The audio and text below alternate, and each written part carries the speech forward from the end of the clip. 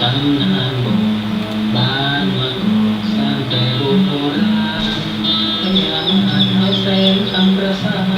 สร้างหมู่บ้านให้ความยิ่งใหญ่เอาตาร่วมมีตรีสร้างโลกแผ่นดินจึงง่ายดีมาเห็น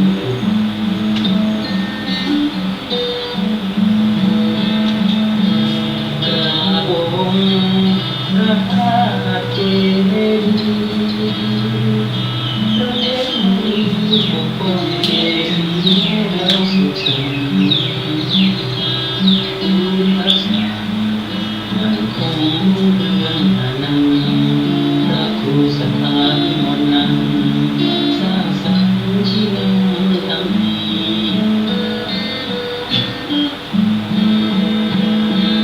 บ้านมาก่อนสัญญาบอกในไหนน้ำใจในต้นรักคุณ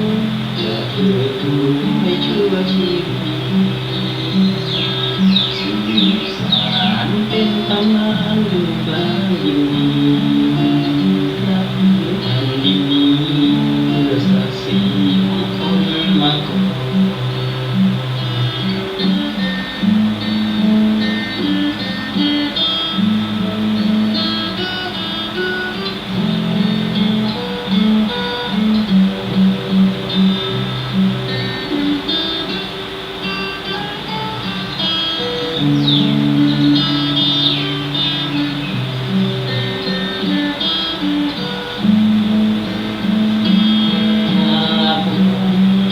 พระธาตุเจดีย์ประเทศนี้ปกป้องเอสีให้เราสุขสันต์บุญรักษามันคงเรื่องอนันต์พระครูสถานมนต์นั้นสร้างสรรค์ชี้นำคำดี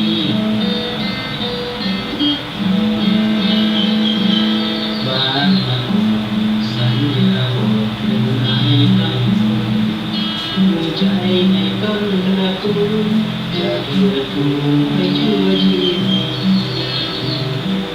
สืบสานเป็นตำนานลูกหลานดีรักยิ่งแผ่นดินนี้เพื่อศักดิ์ศรีของคนมาก่อน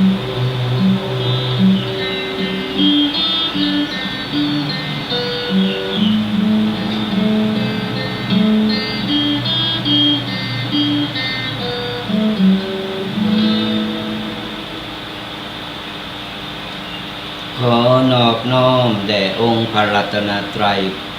แก้วเจ้าทั้งสามประการอันมีพระพุทธพระธรรมพระสงฆ์ที่เป็นตีเปิงสูงสุดของหมู่เฮาเจ้าพุทธลาตั้งหลายขอน้อมกราบไหว้สามายังพระมหาเถระพระเถระพระสังฆาธิการครูบาอาจารย์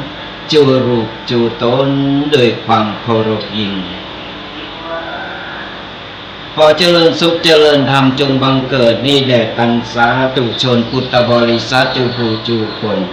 ที่กำลังสดับหับฟังกับรายการธรรมะคำยองกับตุเจ้ายองป่าซางเจ้าวันนี้เราก็ได้มาพบปะเจอกันศรัทธาญาติโยมกันแห่งแล้วหลังจากตีห่างหายกันไปเมื่อนาน ด้วยภารกิจนั่นแหละศรัทธาญาติโยมต่างหลายวันนี้ก็ตักตายกันโดยเสียงรบกวนหน่อย มันเป็นรายการสดมาศรัทธาญาติโยมต่างหลายพอดีตั้งหมู่บ้านมันมี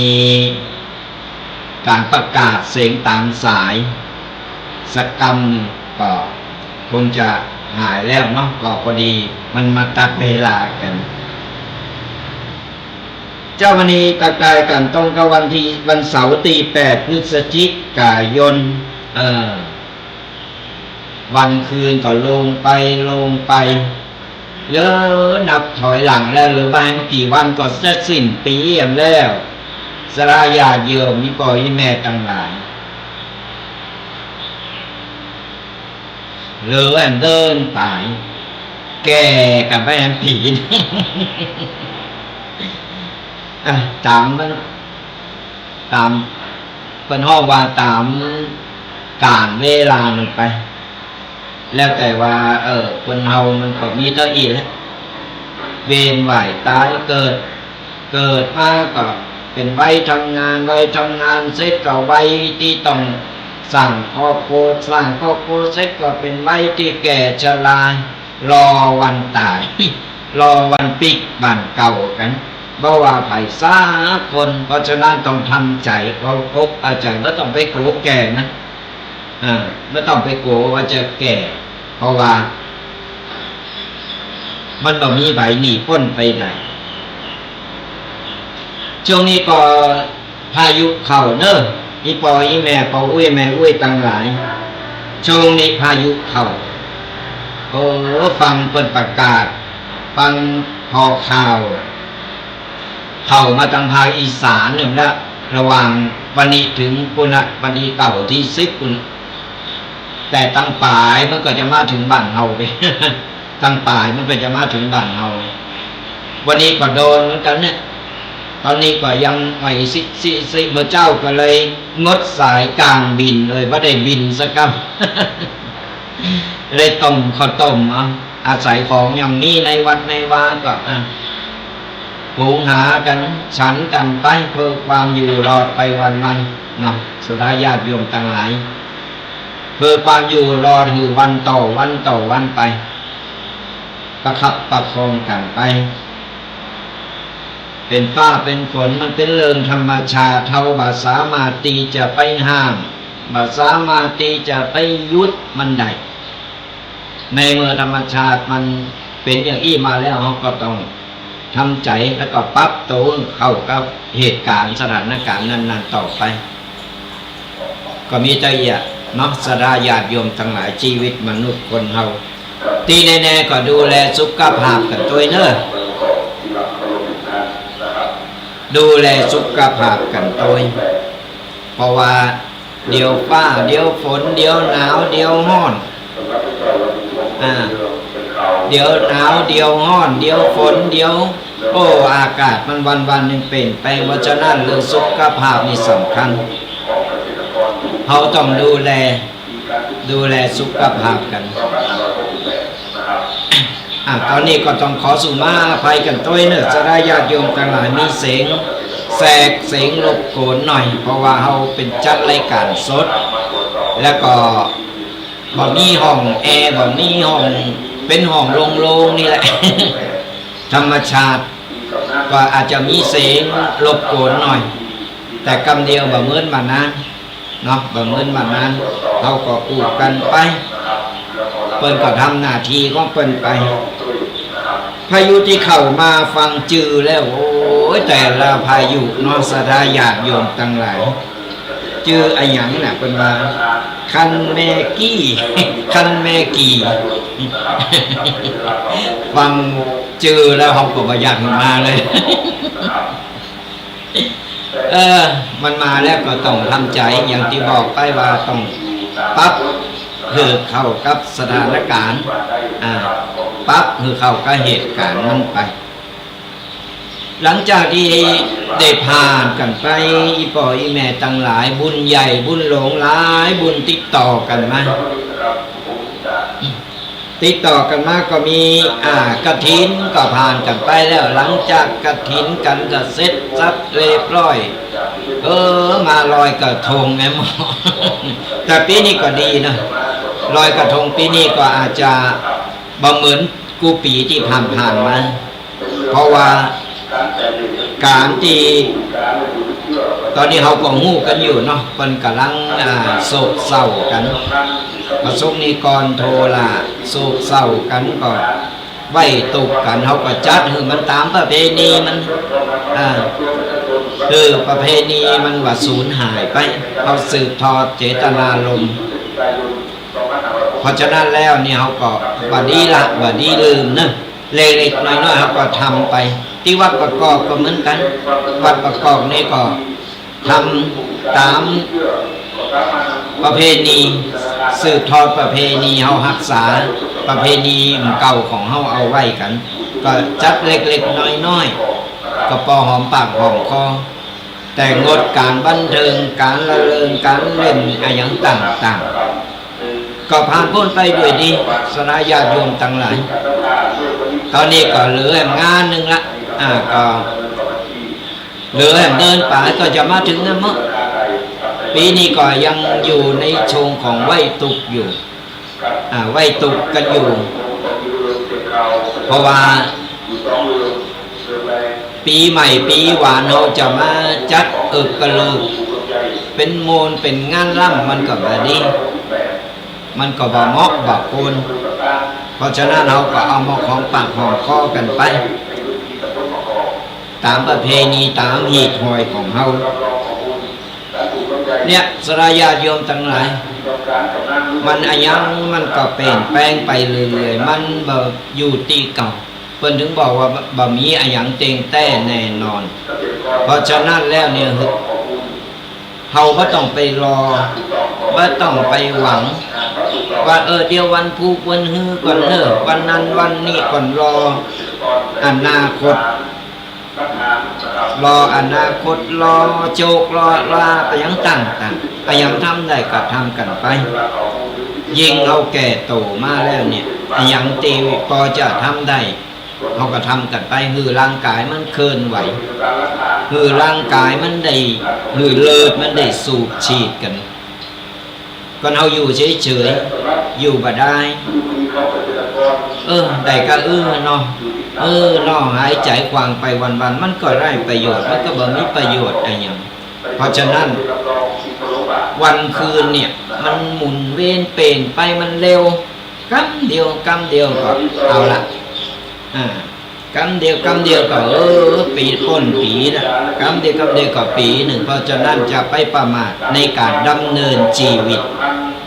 บ่ว่าละเอกละอ่อนบ่ว่าจะเป็นคนเฒ่าคนแก่ไผก็ตามตราบใดที่เฮายังมีร่างกายเคลื่อนไหวได้อยู่ตราบใดที่เฮายังมีลมหายใจอยู่จะทำอย่างก็ทำไปเถอะในทางที่ถูกที่ควรทำอย่างก็ทำไปเถอะในทางที่ถูกต้องบาเดือดร้อนบาเบียดเบียนกับไผเพราะฉะนั้นแล้วเนี่ยสดาญาติโยมทั้งหลายใจชีวิตมันคุ้มค่าเกิดมาจึงเตอจะไปให้มันเสียจากเกิดทำไปเถอะว่าต้องไปเอาแก่โตมาแล้วอย่างที่ปล่อยวางได้ปลดปล่อยได้เอาก็ปล่อยวางไปเอาก็ปลดปล่อยไปเอาไม่ต้องเอามาใส่ใจเมื่อต้องมายึดติดบางคนเขาไปหันแล้วนี่บางคนเขายิ่งแก่โตมากก็ยิ่งทำโตเป็นวัยรุ่นทำโตเป็นแบบเป็นคนใจหินใจห้อนไปยิ่งเหล่าเข้าปากแล้วก็ปดก็เป็นใหญ่เป็นโตหันมาหลายรายเลยนะสถาญาติโยมอีพ่ออีแม่ทั้งหลายยิ่งเอาอายุหนักขึ้นติ๊กเนี่ยเขายิ่งทำโตหือมีคุณค่าทำโตหือเป็นคือละเอกละอ่อนรุ่นหลังได้เคารพนับถือได้เป็นตนบุญตนแบบคือละอ่อนเขาจะไปทำโตแบบเสเพ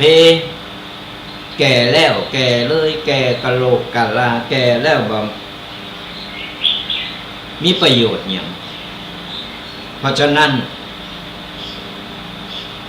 เฮาต้องมาปรับโตของเฮาใหม่ไก่ปีใหม่มาแล้วเฮาก็ต้องทำโตใหม่ทำโตมันดีมันควรวางโตมันถูกต้องละเอียดละอ่อนก็จะได้เคารพนับถือได้บ่ใจไปเป็นนักเลงโหไม่ไปยึดติดไปเกกมาเลเกเมาต่างๆเป็นคนใจหินใจงอนเนี่ยเพราะฉะนั้นแล้วเอาก็ปรับโตไปเพราะว่าวันเวลามันบ่ย้อนหลังมันคืนไปมันคับคืนไปตั้งหน้าติ๊กเพราะฉะนั้นเราต้องพยายาม อันใดบาดีอันใดบาโคนไก่ปีใหม่แล้วเขาก็ต้องปรับปรุงเปลี่ยนแปลงตัวเก่าไปปรับสภาพปรับตามมือมันเอาปัจจุบันเป็นติตั้งเหตุการณ์สถานการณ์ตอนนี้เป็นอย่างไรเขาก็ต้องปรับไปตามนั้นใหม่ก็เอาเก่าก็บาละเนี่ยแล้วยิ่งละเอียดละอ่อนช่วงนี้มันมีเหตุการณ์ต่างๆนั่นน่ะไม่ว่าจะเป็นวัยรุ่นวัยกลางคนเวลาไปไหนก็ต้องแข่งขันต้องชิงดีชิงเด่นแข่งขันกันขับรถขับลาเอาไปพอข่าวขับรถแต่ปาดหน้ากันไปหน่อยเดียวพิษนิดพิษหน่อยใจอารมณ์และสุดท้ายมาก็สูญเสียต่างๆนาเสียเวลาเสียเงินเสียทองเสียชีวิตก็เพราะอะไรเพราะอารมณ์ตัวเดียวเป็นคนตีขี่ใจหินใจห่อเนี่ยปรับปรุงกันให้ใหม่เฮาคนไทยเหมือนกันอยู่ด้วยกันนิดๆหน่อยๆอภัยกันไปเล็กๆน้อยๆอันไหนที่อภัยกันได้ก็อภัยกันไปอย่างวันนี้ก็ได้หยิบยกเอาปกิณณกะเกี่ยวกับเรื่องว่า10 วิธีสอนตนให้เป็นคนใจเย็นนี่มันมีวิธีอย่างไร10 วิธีสอนตนให้เป็นคนใจเย็นจะอู้ไปแล้วสมัยตะก่อนอาตมาภาพเองก็เหมือนกันเป็นคนใจห้อนเนอะสดาญาติโยมที่ก่อนนี่เมียตั้งหลายเป็นคนที่ใจห้อนขี้งุดงิดขี้ใจหินบาถูกใจบาถูกอารมณ์หน่อยก็งุดงิดเอะอะโวยวายแต่พอเข้ามาอยู่ใน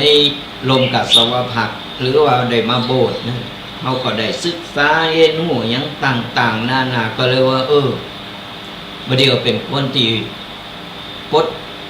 ปล่อยเป็นคนที่ปล่งวางอันยังก็ตามเขาก็เลยเฉยๆท่องอยู่ตอนจังมันเตอะก็เลยกลายเป็นคนที่ว่าเฉยๆอันอย่างบางสิ่งบางอย่างที่มันนี่เอาก็เก็บไว้ในอกในใจเขาไม่ต้องไปตีโพยตีพายอันอย่างตีนิดๆหน่อยๆเขาก็ใจสติมาควบคุมอารมณ์เหตุการณ์ต่างๆจากนักก็จะกลายเป็นเบาได้สดาญาติโยมที่พ่อแม่ทั้งหลายอย่างวันเนี่ยเตวาจีบยกเอาวิธีสอนตนให้เป็นคนใจเย็นได้มันมีอันหยังพองเดี๋ยวจะมาสาธยายให้สดาญาติโยม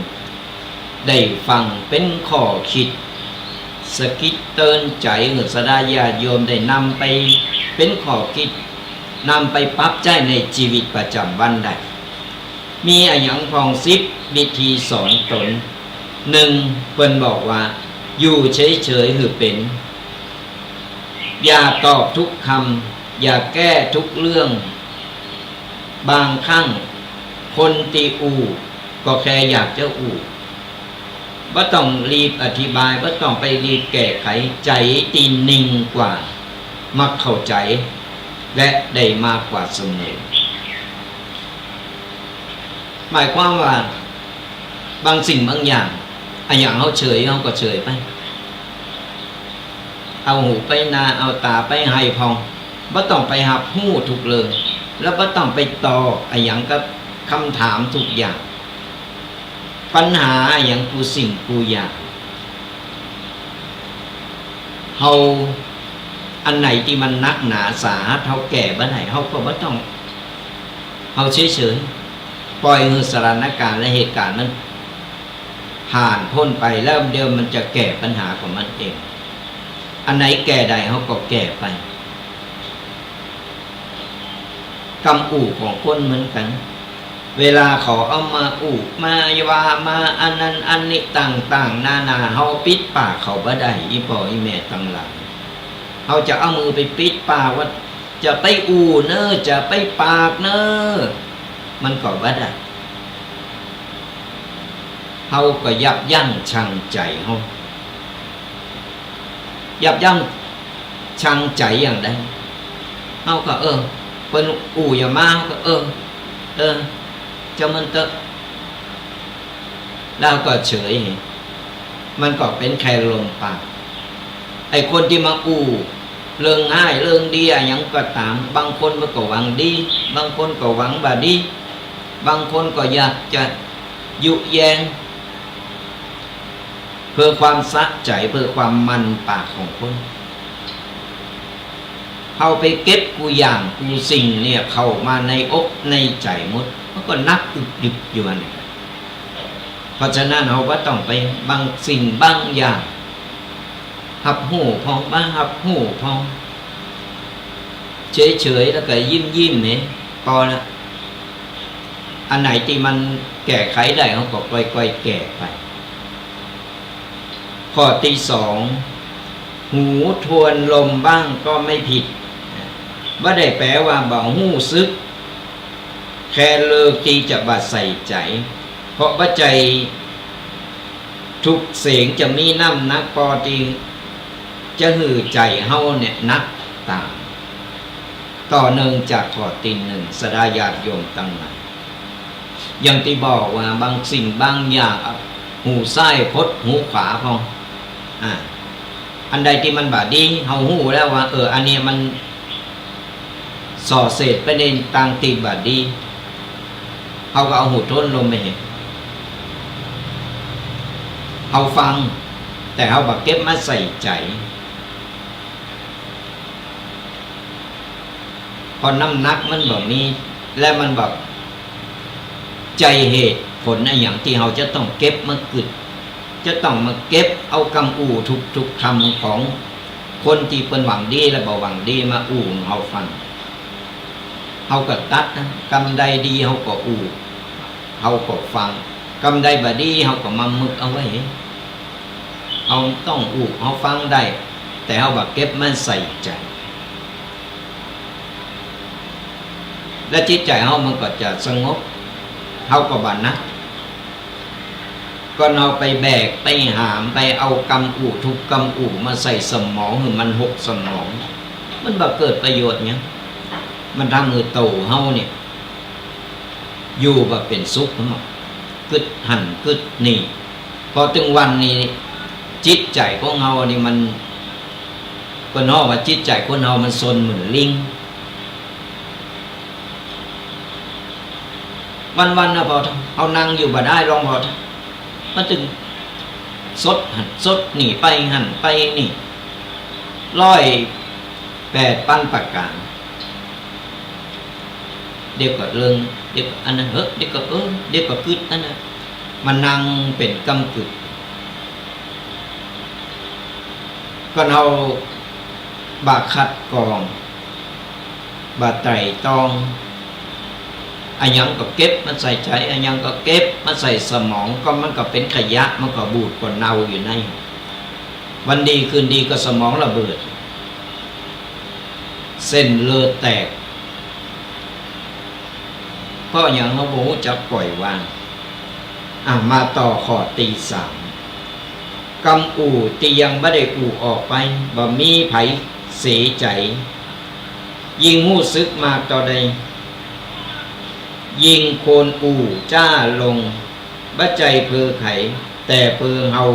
บ่ต้องไปเสียใจภายหลัง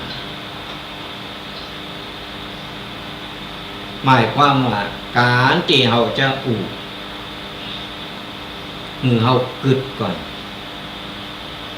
คิดก่อนแล้วก็มาอู่แล้วเฮาต้องทำเลยคิดก่อนพูดแล้วทำปัจจัยกึดได้แล้วก็อูอย่างเดียวโอ้ยโฆษณาไปภาษาละภาษาละเพลงทำไม่ได้สักอย่างและก็บ่ลงมือท เขาต้องกึดก่อนไต่ต้องก่อนกำอู่ที่เขาอู่กับไผเขาต้องมีความเคารพมากน้อยแค่ไหนต้องใจกำอู่อย่างใดคิดวิเคราะห์แยกแยะเรียบร้อยเสร็จก็ไปอู่ไปแล้วมันสร้างความเดือดร้อนหรือเปิ้นก่อนอู่ไปแล้วเปิ้นหับได้ก่อนหรือว่าอู่ไปแล้วเป็นภัยกระโตเก่าแล้วก็คนอื่นในเมื่อมันอยู่ในใจเขากึดไต่ตรองแล้วเนี่ยบ่เป็นหยังอู่ไปแล้วบ่สร้างความเดือดร้อนให้ถึงเปิ้นจึงเอาอู่ไปเถอะอู่แล้วเขาก็ต้องทำให้ได้ทำให้เป็นจริงไม่ใช่ซักว่าจะอู่อย่างเดียวคนนี่โปรดโทษกำอู่มันไม่ได้ซื้อได้หาก็จริงแต่อู่ไปแล้วบางทีเนี่ยก็มันแบบเป็นจริงมันก็เป็นไพ่เข่าโตเป็นไพ่เข่าโตเก่าสถาญาณโยนทั้งนั้นเพราะฉะนั้นคิดก่อนพูดแล้วต้องทำมือเป็นกิจจลักษณะทำมือเป็นรูปมาทำคือเป็นหูเป็นหัน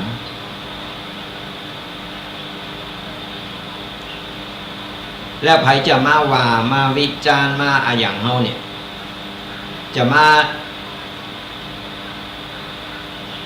ว่าเฮาภายหลังเนี่ยมันก็ว่าบ่ได้เพราะว่ามันเป็นรูปธรรมหือหันแล้วว่าเฮาจริงทำจริงอู่จริงทำจริงนี่เราเอาอู่สักแต่ว่าอู่แล้วบัดทำนั่นแหละสุดท้ายมาปุ๊บโตเฮานี่มันจะย้อนมาหาโตเฮาก็เหมือนอย่างที่เอาหูเอาหันกันอยู่ตึงวันนี่แหละโอ้ยก่อนจะได้เป็นก่อนจะทำนี่โอ้ยโฆษณาอย่างอันอย่างอี้ต่างๆนาโอ้ยพอแล้วเพิ่มตัวเพื่อได้เป็นแล้วยังบ่เอาสักอย่างมันกำอู่ก็เป็นลมๆแรงๆไปและสุดท้ายผลโต้มาก็คือเพิ่นจะสมน้ำหน้าแล้วเพิ่นจะพอเฮาความเคารพนับถือมันก็จะบ่มีนะนี่เพราะฉะนั้นแล้วเนี่ยจะจะทำอะไรอย่างเฮาต้องกึดไต่ต้องคิดวิเคราะห์แยกแยะเรียบร้อยเสร็จแล้วก็อู่และต้องทำหรือเป็นรูปมาทำคือเป็นรูปเป็นลางทำมือเป็นหูเป็นหันมาข้อที่ 4สถาญาติโยมอีปออีแม่ทั้งหลายข้อที่ 4เป็นว่าอย่ารีบร้อนเข้าใจทุกอย่างในทันทีบางเรื่องต้องใจเวลาบางคนต้องใจความนิ่งมากกว่าเหตุผลอย่างก็ตามสถาญาติโยมทั้งหลายถึงบอกมันต้องมีสติตั้งสติคือใดอย่างก็ตามไม่ต้องไปรีบร้อนไม่ต้องไปเล็งเวลามันก็เราเล็งเวลานะรีบร้อนทำอย่างนั้นมันจึงเอาละลืมหน้าลืมหลังลืมหันลืมนี่งานมันก็บาละเอียดก็นอใจเวลาไปใจสติกำกับไปตัวงานกูสิ่งกูอย่างมันก็จะราบรื่นไม่ต้องมาแก้ไขภายหลังว่าต้องไปใจห้อนเข้าใจละหู้ละไอ้หู้เนี่ยมันมีเปิดเลิกไอ้คนหู้เนี่ยคนหู้มันมีกูบ้านนะอุ้ยหู้ดีอุ้ยหู้กันอุ้ยหู้หมดละไอ้หู้เนี่ยไปหมดละแต่เวลาทำเวลาทำแต่บ่ได้ไอ้หู้ดีหู้จนดีหมดเลยมีหู้ เริ่มมีกรรมอะไรอย่างที่จะมาหู้แหละเพราะความหู้มันหู้หมดแล้ว เนี่ยสดาญาติโยมทั้งหลายอายังก็ตามจะไปโดนรีบสรุปเป็นยังเดี๋ยวจะมันจะจบละกายะคือบางข้างบางสิ่งบางอย่างต้องใจเวลา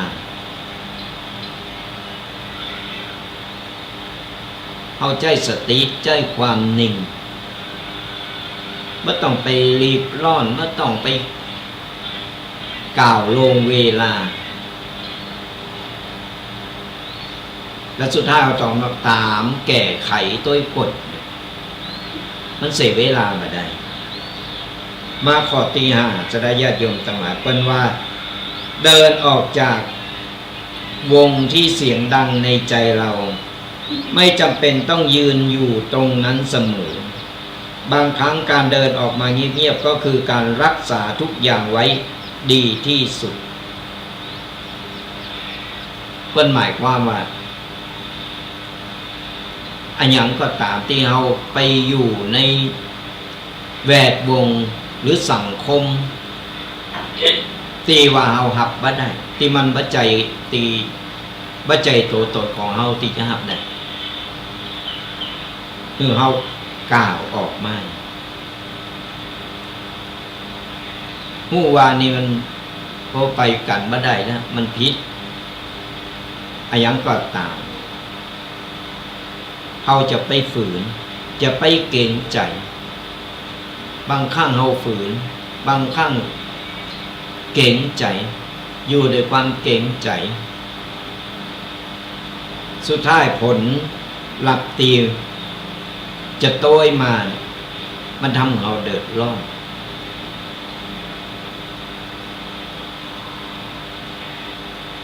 มันทำให้เราเดือดร้อนภายหลังโดยความเก่งใจนี่แหละสดาญาณมีอย่างก็เราหับบ่ได้เหมือนยกตัวอย่างเอาตกไปอยู่ในกองขยะหู้ว่าขยะนะมันเหม็นมันเน่าเขาก็พยายามตีจะเอาโตของเฮานี่ออกมาคือมันป้นจากกองขยะก่อนอันเอาก็จะเหม็นอยู่หั่นเอาบ่ต้องไปว่าก็เพิ่นยังอยู่ได้เพิ่นทำได้เก่งใจสุดท้ายเฮาบ่ฮู้เรื่องฮู้ราวเฮาก็โดนไปกับเพิ่นเหมือนกันนี่อันนี้เป็นตัวอย่างมันบอกว่าอันใดที่มันบัจจัยตีของเฮาคือเฮากล่าวออกมาเห็นกล่าวออกมายังดีงามบ่ต้องไปเก่งใจหรือว่าบ่ต้องไปมีเหตุผลอื่นก่อนบัดอันเนี่ยเฮาจะเดือดร้อน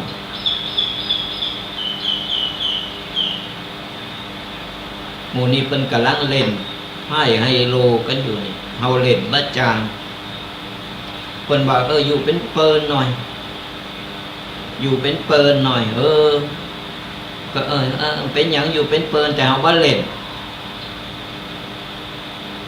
เผื่อวันดีคืนดีตำโหนดมาโดนหยับโดนจับเฮาบอกเฮาบ่เล่นก็บ่ได้เฮาก็โดนไปลางแห่ไปโจรเนี่ยเพิ่นถึงบอกว่าอันใดที่มันบ่ใจตีของเฮากล่าวออกมาเห็นมาข้อที่6ศรัทธาญาติโยมทั้งหลายข้อที่6เพิ่นว่าเวลารู้สึกบ่ดีคือหยุดก่อนบ่ต้องรีบบ่ต้องฟังคิดอะไรหยังอย่าตัดสินใจไปตอนที่เวลาเฮาอิดเฮาเหนื่อยอย่าตัดชีวิตตอนใจเฮายังบ่สงบ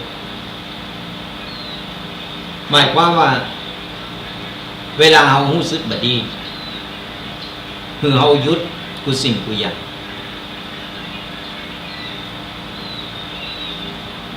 รู้สึกว่าบ่ดีคือเฮาหยุดบ่ต้องไปตัดสินใจบ่ต้องไปโดนอะไรหยังออกไป ก็ต้องไปตัดสินใจชีวิตโตเก่าในเมื่อจิตใจยังบ่สงบยกตัวอย่างสระญาติโยมทั้งหลายเพิ่นว่าบางครั้งเนี่ยคนเฮามันถึงจุดที่ว่าหาตั้งออกบ่ได้ถึงจุดหนึ่งที่หาตั้งออกบ่ได้มันหกอยู่ในสมองมดอยู่สิ่งกูอย่างมืดแปดด่างกำลังท้อกำลังเหนื่อยหาตั้งออกบ้านได้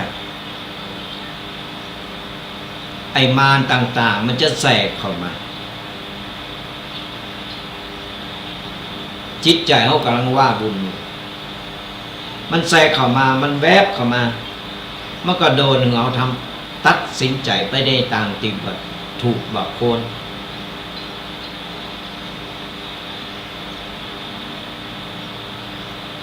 เวลาเรารู้สึกบดดีคือปัญหากูสิ่งกูอย่างมันมีตังออกมีตังแก่เอาว่าต้องไปน้อยเนื้อตำใจว่าต้องไปว่าหรือดูถูกโตเก่าคือผู้คนมีความดีหรือว่ามีดีในโตอยู่แล้วแต่เขาบอกว่าจักก็ออกมาใจกันตอนนี้เขากำลังตกที่นั่งลำบากอยู่มืดแปดด่านหาตั้งออกบ้านได้คือเขาตั้งสติหยุดกูสิ่งกูอย่างแม้แต่ความคิดเราต้องหยุดเรานิ่งตั้งสติคือมันแล้วมาย้อนพอภายหลังว่าที่ผ่านมาเขาเป็นอย่างไรเราผ่านมาเด็กกี่ปีแล้วอายุเท่าใดแล้วเขายังผ่านมาได้เขาเจอปัญหามากกูสิ่งกูอย่างนักหนาสาครับกูคนมีประสบการณ์ผ่านมาหมดตึงดีตึงให้แล้วเอามาทบทวนเพราะว่าแล้วมาถึงจุดนี้ในเมื่อเราผ่านมา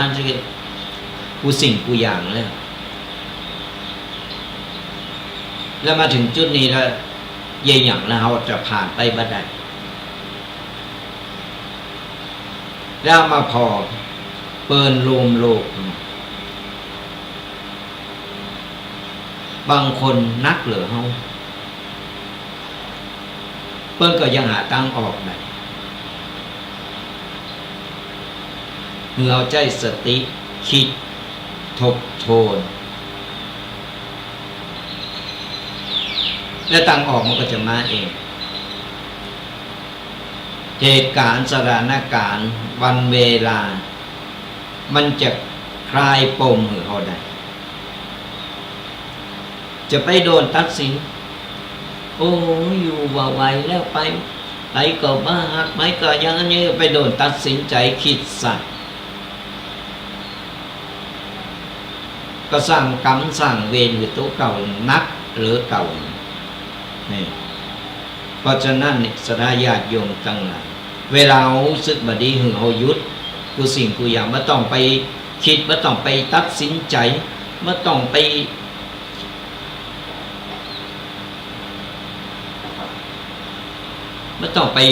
ที่เราจะไปคิดอะไรอย่าง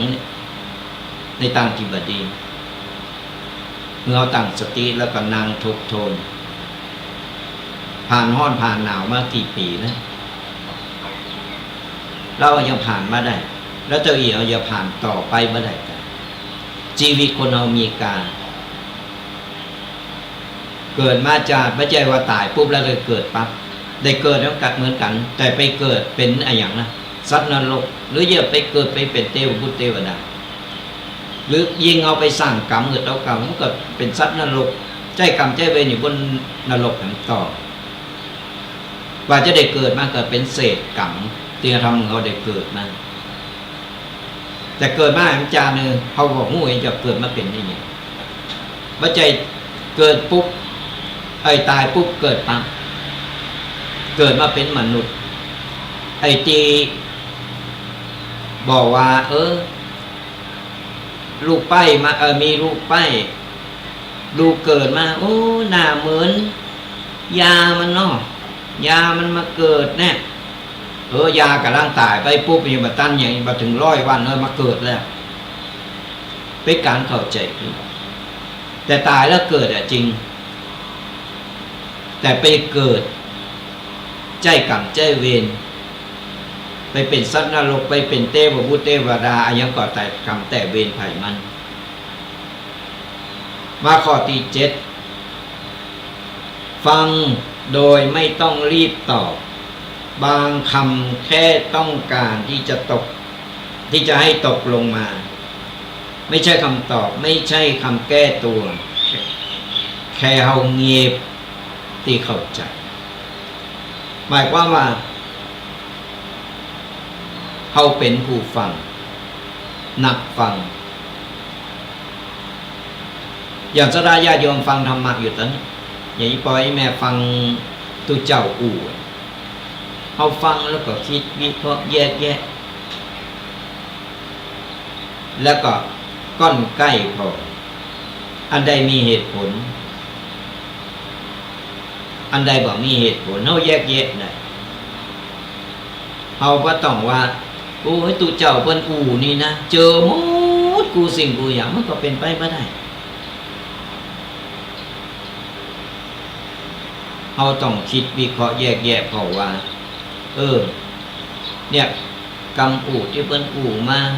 มีเหตุผลเนาะเฮาถามเฮาตอบในตัวของเฮาเองเลยคิดวิเคราะห์แยกแยะเฮาเป็นนักฟังที่ดี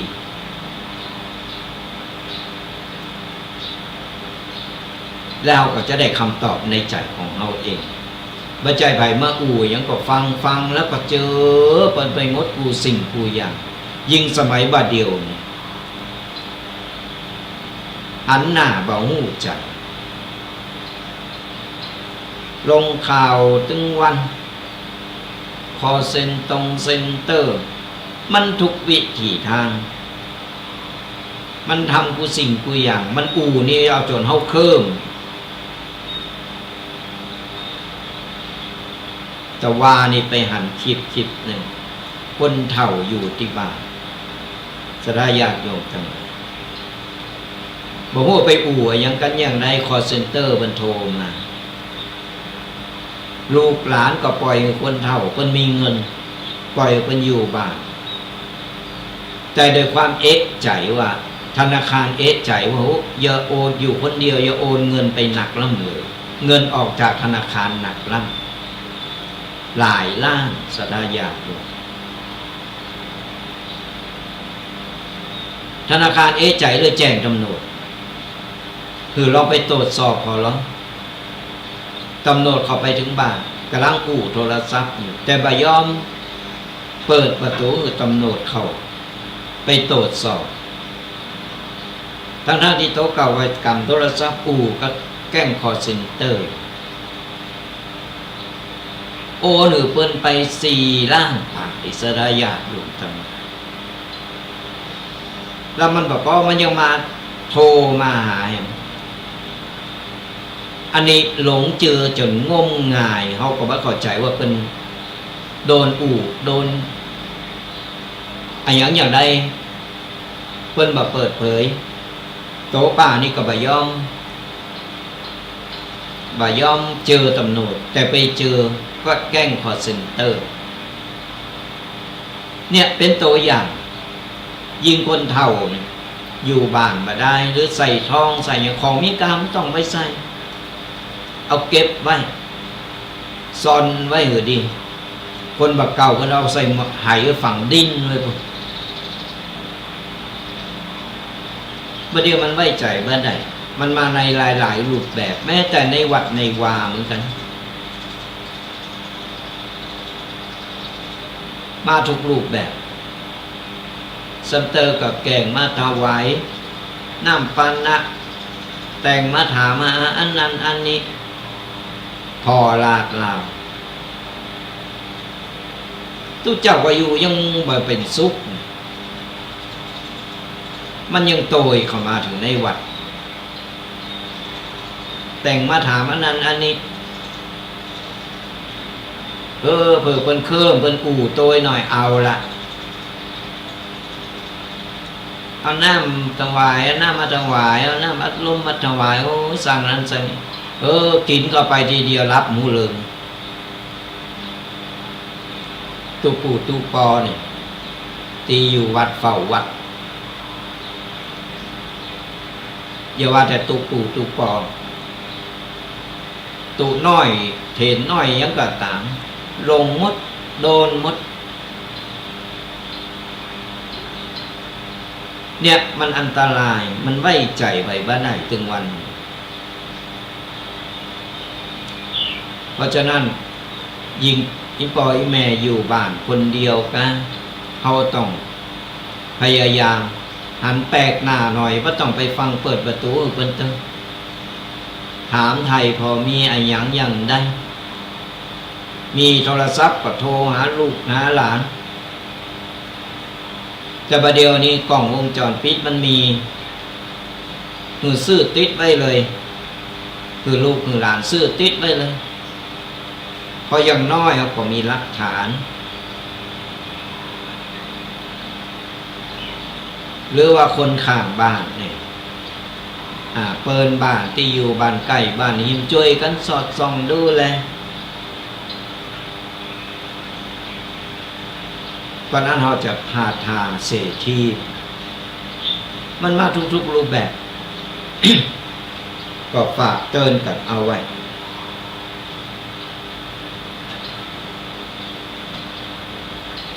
มาข้อที่8บ่ต้องเก็บอะไรอย่างกูอย่างไว้ในใจแต่ก็บ่ต้องกู้อะไรอย่างกูอย่างออกมาระบายออกมาเมื่อจำเป็นแต่เลิกคนหือถูกและเลิกเวลาหือถูกต้อง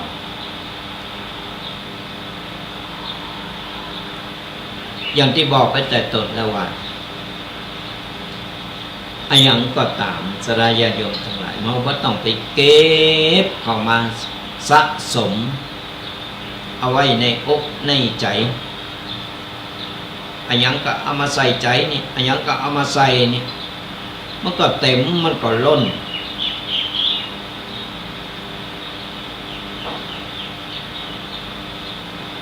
อันยังที่มันบัดใจเอาก็ระบายออกไปเหมือนกับยักษ์อันใดที่มันจะเน่าที่มันเหม็นหรืออันอย่างที่มันบัดใจเลิงของเราต้องมาใส่ใจเราต้องเก็บเขี่ยออกไปซักสางออกไปก่อนมาสะสมไว้นี่มันดึงล้นมันเป็นตุกโตเฮาเองและไอ้อย่างบางสิ่งบางอย่างเหมือนกันที่มันอยู่ในอกในใจเฮาเขาต้องไปปะไผก็ไปเล่าไปอู่ไปบอกไปกล่าวไปโอ้ยน้อยตั้งตามใจอย่างอันอย่างอีไอ้คนหวังดีก็มีหวังบ่ดีมันก็มี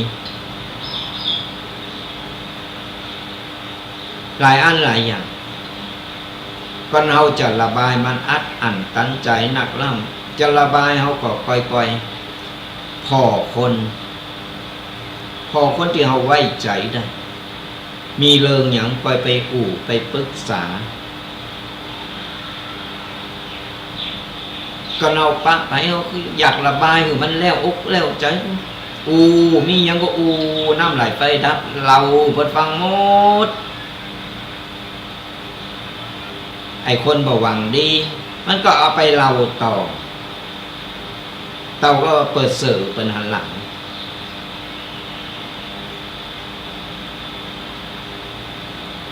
อันยังก็ตามถึงบอกว่าอย่าไว้ใจต่างอย่าวางใจคน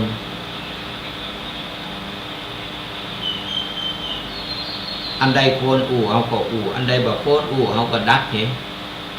หนิ่งเห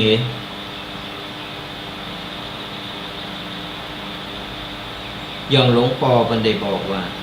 หลวงพ่อธรรมชัยโยเพิ่นบอก หยุดคือตัวสำเร็จหยุดคือตัวสำเร็จอย่างไรคือก่อนเอาหยุดหนึ่งเหมือนพระสัมมาสัมพุทธเจ้าเพิ่นเจอมารเจอผู้สิ่งผู้อย่างมาทดสอบหรือว่ามากั่นแกล้งท่านนั่งสมาธิแปลงใจนิ่งหยุดอยู่กติสุดท้ายกูสิ่งกูอย่างมันก็จะผ่านพ้นไปเองไปก็มาทำอย่างไม่ได้เหมือนกันจะได้ญาติโยมทั้งหลายบางครั้งที่เขานักอกนักใจโอ้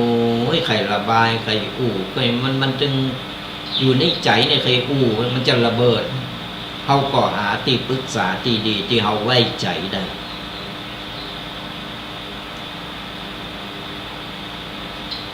ไปวัดเข้าไปในวัดไปหาตุเจ้าไปหาเจ้าอาวาสไปหาครูบาอาจารย์ไปปรึกษาครูบาอาจารย์ในวัดในวาไปทำสมาธิทำจิตใจให้สงบไปกวาดวัดกวาดมันจิตใจเขาก็จะสงบเองก็เราอยู่กติมันก็จะฟุ้งซ่านอยู่กัน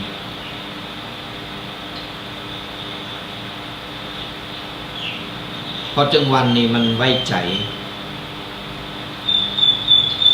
วางใจคนใดคนหนึ่งมันก็ยาก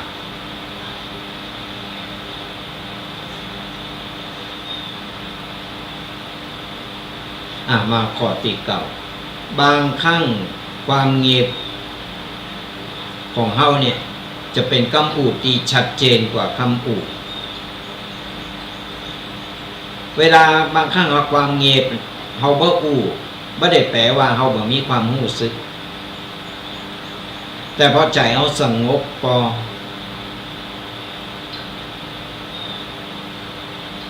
จะบ่ขยายเรื่องบ่จำเป็นถึงบอกว่าก็เฮานิ่งเฮาใจความเงียบมันไขว่าไปมันไขด่าไปมันนินทาด่านินทาไปเฮาทำจิตใจของเฮาให้สงบเฮาไม่ต้องไปรอต่อเถียงไม่ต้องไปด่าตอบบ่ได้เดี๋ยวเฮาจะแป้มันมันด่ามาเฮาก็ด่าตอบมันก็ด่ากันไปด่ากันมาอยู่หั่นมันก็ไปจบเรื่องเล็กๆน้อยๆก็กลายเป็นเรื่องใหญ่เรื่องโตด่าเขาได้ด่าด้วยมันสะใจเถียงกันไปเถียงกันมาลองเอาเนี่ยทำใจสงบ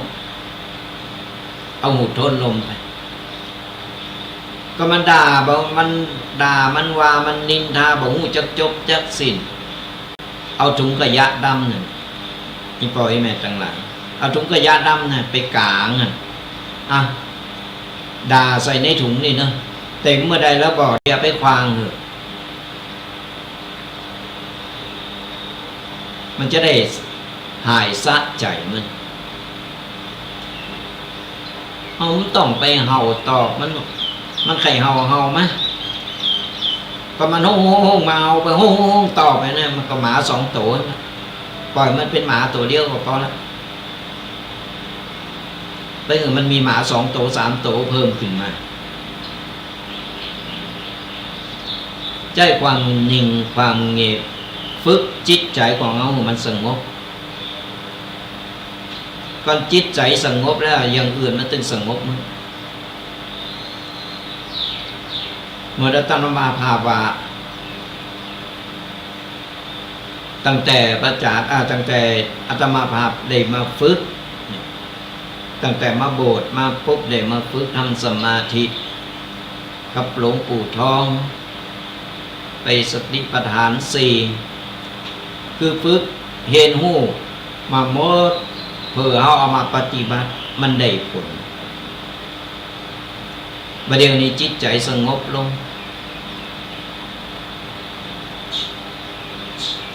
เพราะว่าอย่างเพราะว่าเขาได้ฝึกจิตฝึกใจเขาไว้แล้ว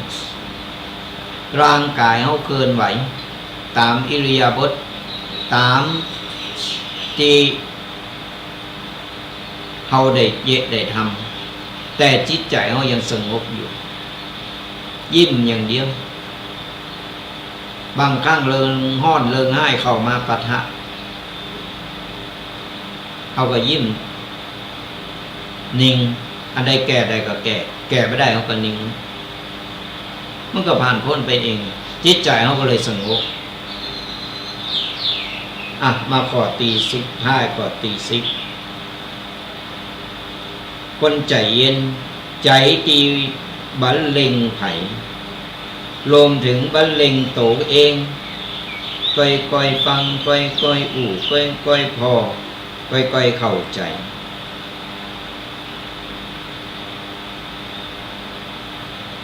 ก็เฮาทำใจได้ก็เฮาได้ฝึก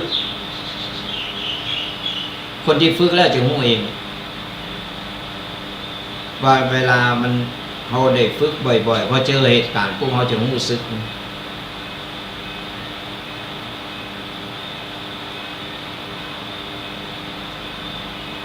คืออีปอยอีแม่ลองทำดูลองฝึกจิตฝึกใจไผที่ว่าใจห้อนอยู่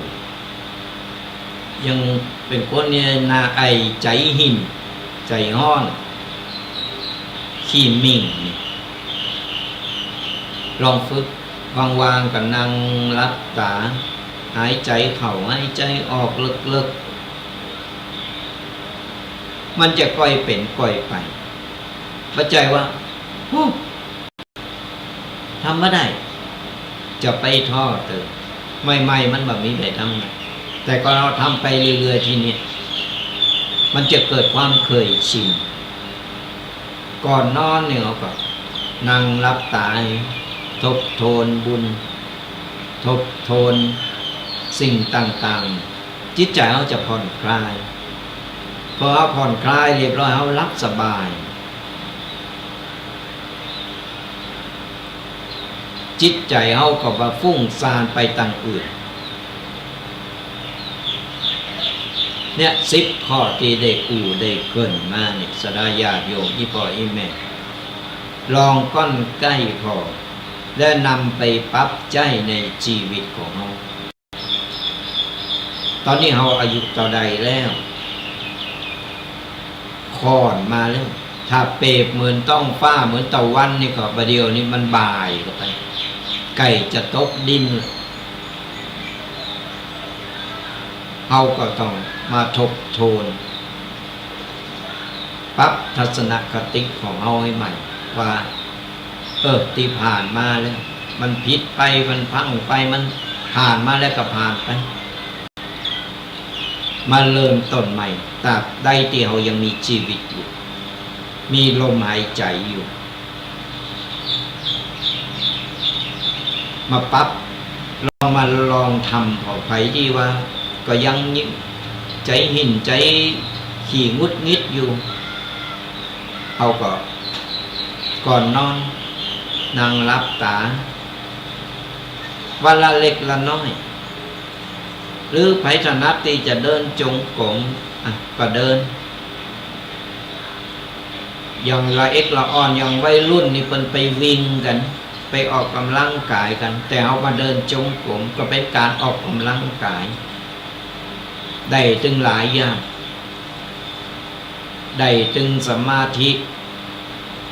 ได้ถึงออกกำลังกายเลือดลมเขาหมุนเวียนในการที่เขาเคลื่อนไหวได้บุญได้กุศลก็ตัวเขาทำจิตใจของเขามันสงบลองไปฝึกลองไปทำกันเถอะ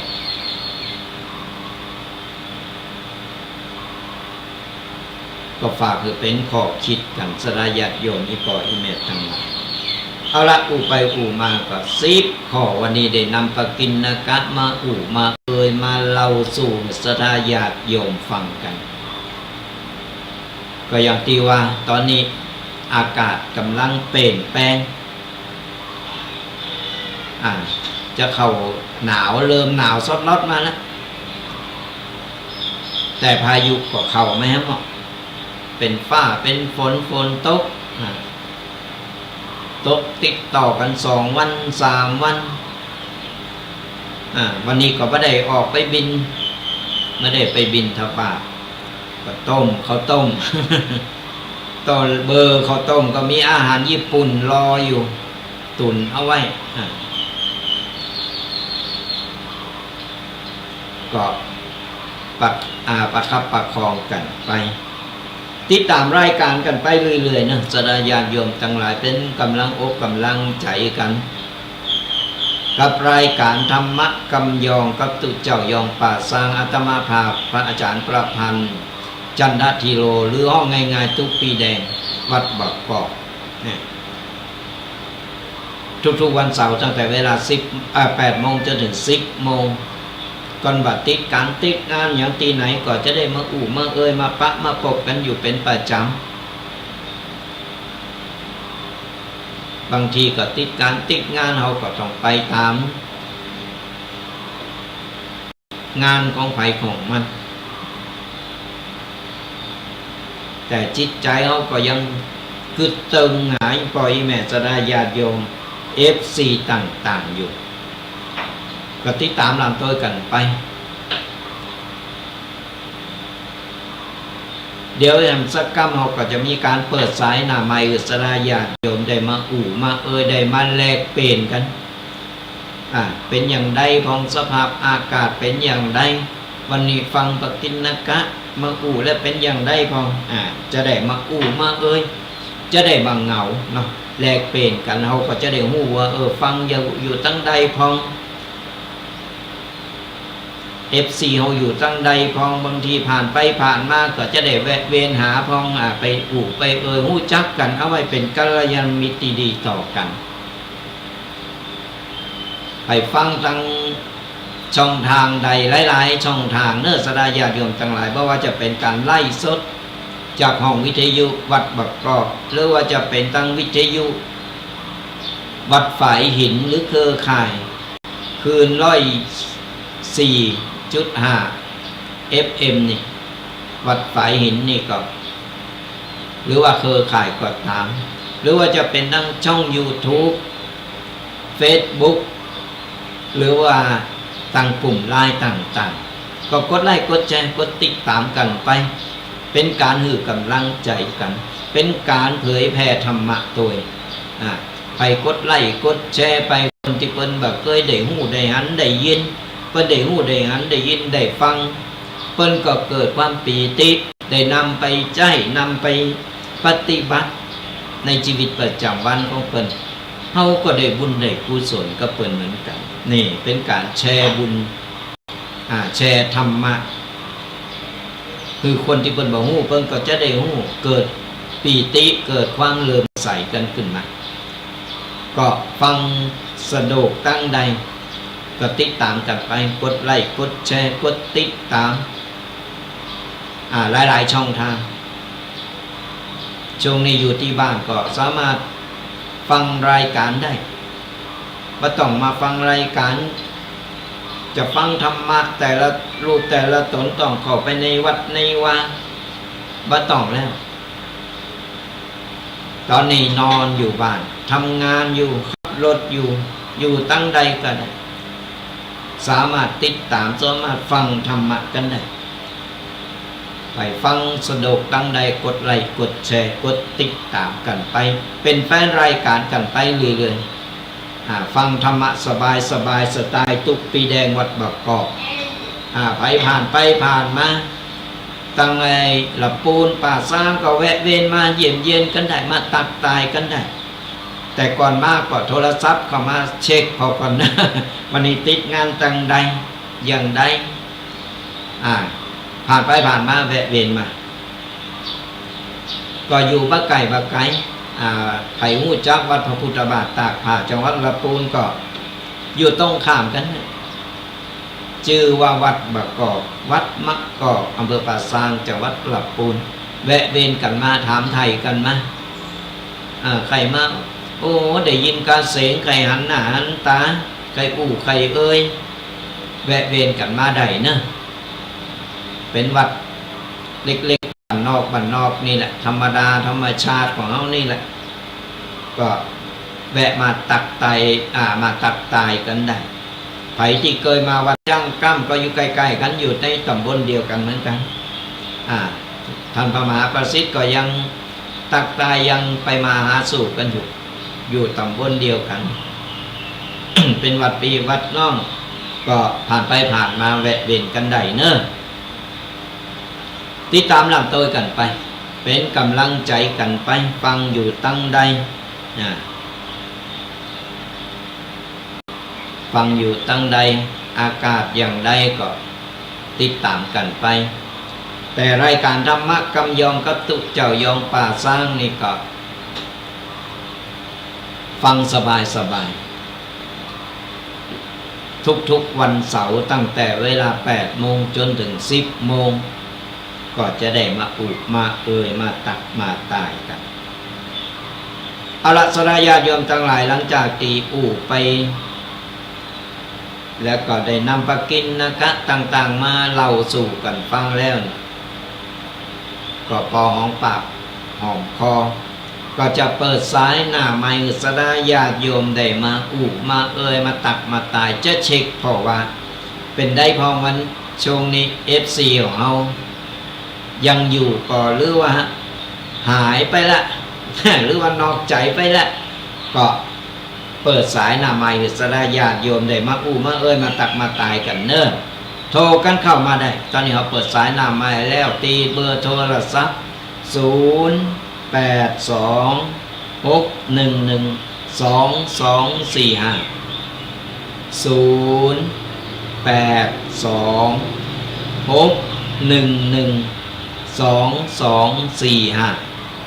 มา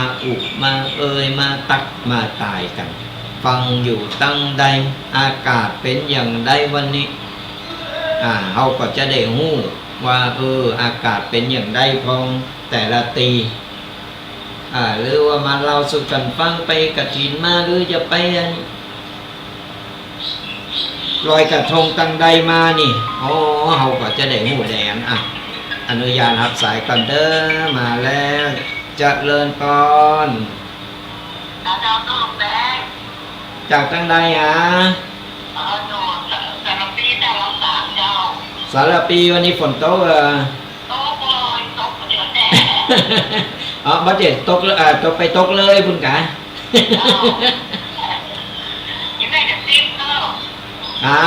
แม่จันตีบเป็นได้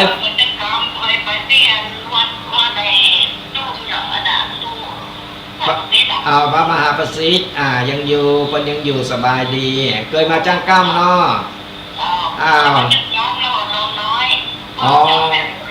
ประดาดอนน้อยเครือข่ายเดียวกัน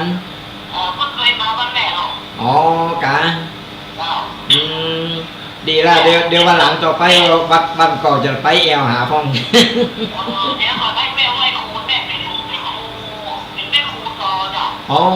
ดีกันโอ้โมนกัน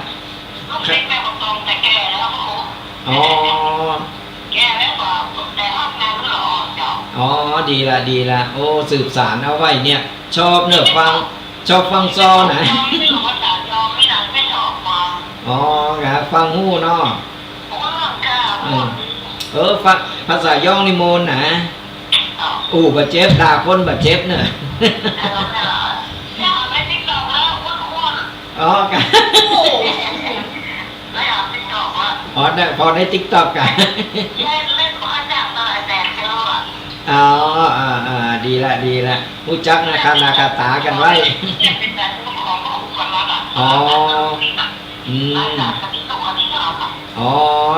ใจ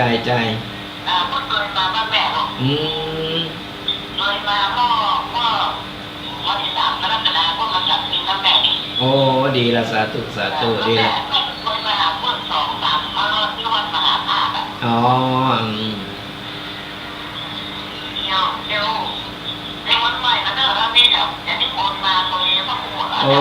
ยิน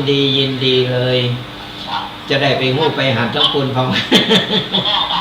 แล้วเป็นได้เพราะวันนี้ฟังแล้วเป็นได้ไงอ๋อกะอ่าเดี๋ยวจะไปฟังซอจะถึงแม่ครูซอฟังหน่อย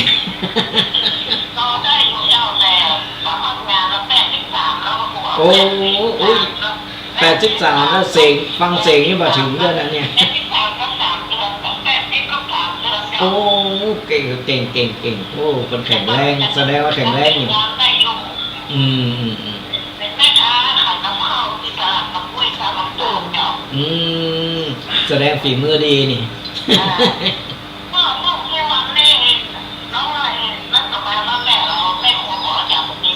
อ๋อกะอ๋อ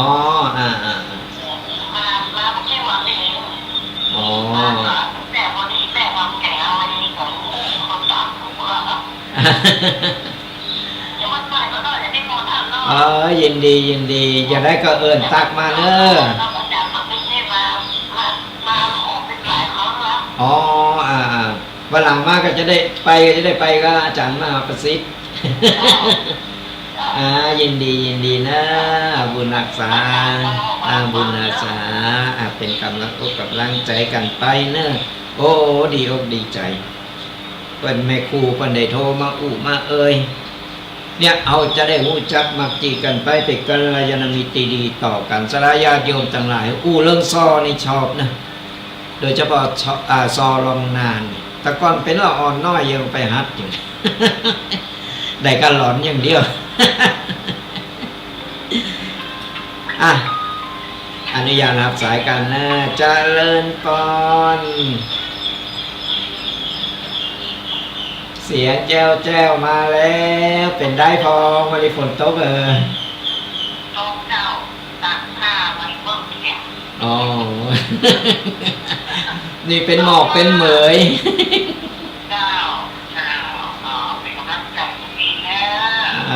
เป็นกำลังใจซึ่งกันและกันนั่นแหละฝนฟ้าอากาศตอนนี้กำลังเปลี่ยนแปลงดูแลสุขภาพกันตัววันนี้ฟังชัดเจนเนาะได้ชัดเจนได้ข้อคิดตัวก่อนนี้เอาเป็นที่เปิงกันไปเป็นกำลังใจกันไปเนาะบุญรักษาโทรกันเข้ามามามาตักมาตายกันหลายตีหลายตั้งโทรกันมารายงานโตแล้วแสดงว่ายังบ่ลืมบ่ละกันเจอ เป็นกูเป็นกีมกันฟังธรรมะกันไปอากาศเย็นอย่างอีกก็ตั้งนี้ก็ฝนยังบ่หยุดแต่มันตกมาหนักมันก็ซิแต่ว่าเป็นหมอกเป็นเหมยอยู่ก็ยิงละอ่อนคนเฒ่าคนแก่นี่คือระมัดระวังพายุมันเข้าสนญาติโยมทั้งหลายมันเข้าทางภาคอีสานตอนเนี้ยทางภาคอีสานนี่3-4 จังหวัดนี่โดนพายุกันทหารชายแดนนี่ก็หันโพดมาบอกขาดแคลนเรื่องผ่าเต้นผ่ายังฝนพายุมันเข้าของเก่ามีมันก็เสียหายไปไปช่วยกันได้ก็ช่วยเหลือกันไปเนอะช่วยเหลือกันไปอย่างได้น้อยก็มันก็เดือดร้อนกับไปโทนามันไปทางอีสานได้ห่างพายุเนี่ยมันมาทางเฮา มันเลยโดนก็เปิดแห่งมันจะอย่างจะเกิดมันก็เกิดมันเป็นเรื่องของธรรมชาติเฮากับปรับโตของเฮาคืออยู่กับมันคือใดโทรกันเข้ามา0826112245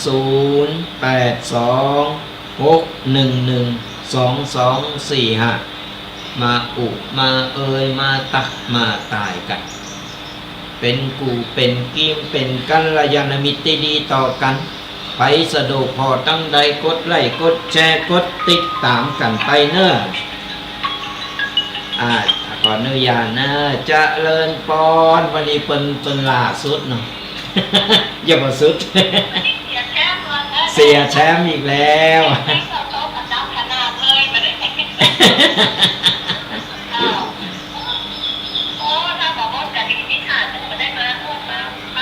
ใจ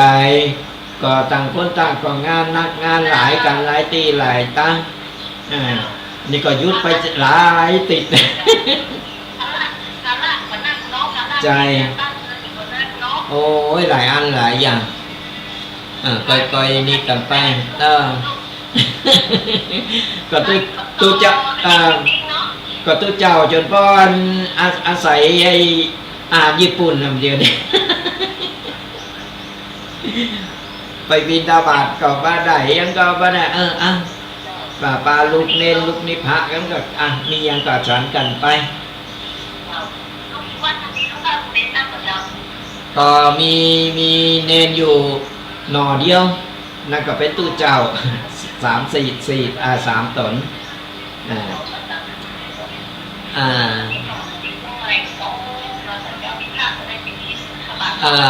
นั่นแหละกันงดสายการบินนี่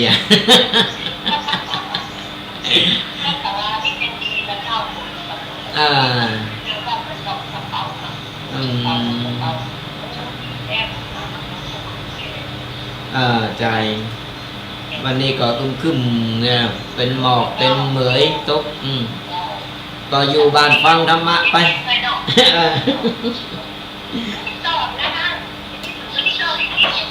ใจจะมีต่ออยู่ก็ทำเย่ได้เนาะมันเหตุการณ์มันเกิดมาก็ปรับตัวปรับใจมันเข้ากับสถานการณ์ไปแต่สุขภาพเราก็ต้องดูแลเขาเป็นกำลังใจกันไปเนาะเป็นกำลังใจกันไปบุญรักษ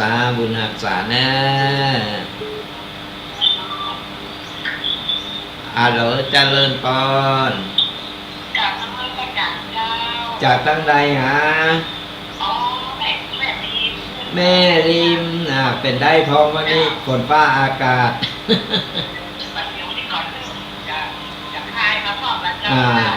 ก็แสดงว่าโทนหน้ากันหมดเนาะจริงไหมเราปูนลำปาง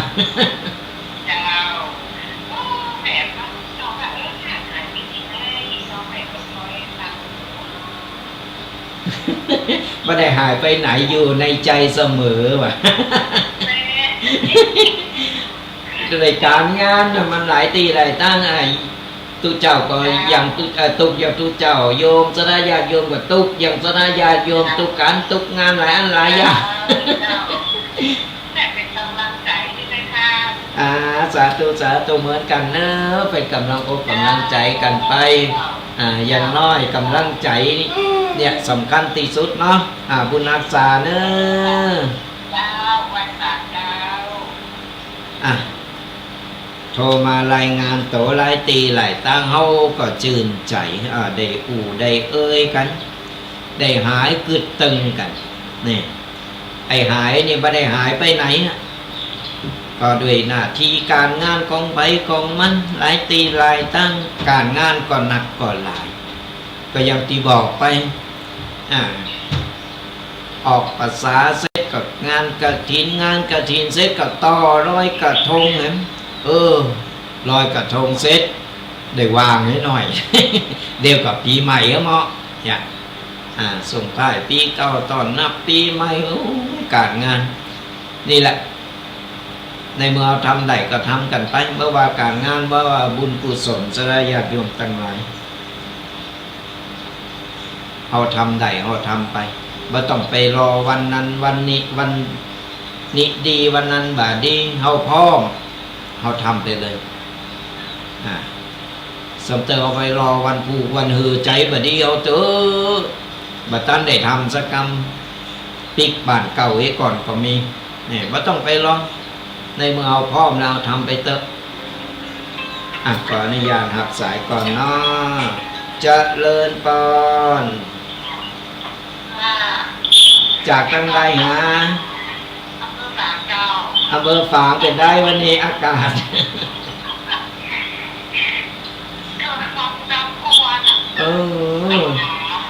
อำเภอฝางมีควันดำด้วยเนาะมันชุมชนฝนฟ้าตกบเดียวซาแล้วกันบเดียวซาลงแล้วเนาะฟังชัดเจนก่อนนะคุณ ชัดเจนดีแล้ววันนี้ฟัง80 ปีดีแล้วอยู่กับบ้านกระจองแต่ดีฟังเสียงยังหนุ่มอยู่เนอะฟังเสียงยังเป็นปัญหาถึง80 ปีแล้วเนาะโอ้เสียงเป็นยังชัดเจนยังอูดชัดอยู่โอ้ดีละโอ้ได้กำไรหนักแล้วดูเป็นได้กำไรหลายปีแล้วเป็นกำลังใจกันเนาะเป็นกำลังใจกันไปเพราะบุญรักษาเนอะแม่เนอะบุญรักษาเนอะโอ้เป็น80 ปีแล้วเป็นฟังเสียงเหมือนยังมาถึง เสียงเป็นยังหนุ่มอยู่ก็แข็งแรงกันเป็นกำลังใจกันจะได้ญาติโยมต่างหลายกำลังใจถึงไม่มีตัวตนแต่มีอิทธิพลทั้งผู้ให้ผู้รับปนเอาหันไผที่เปิ้นกำลังน้อยอกต่ำใจหาตั้งออกยังบ่ได้เขาก็ไปเป็นกำลังใจให้เปิ้นก็จะได้มีความหวังเนี่ยสดาญาติโยมทั้งหลายบางคนเนี่ยมันหาตั้งออกบ่ได้แต่มันเป็นกำกึด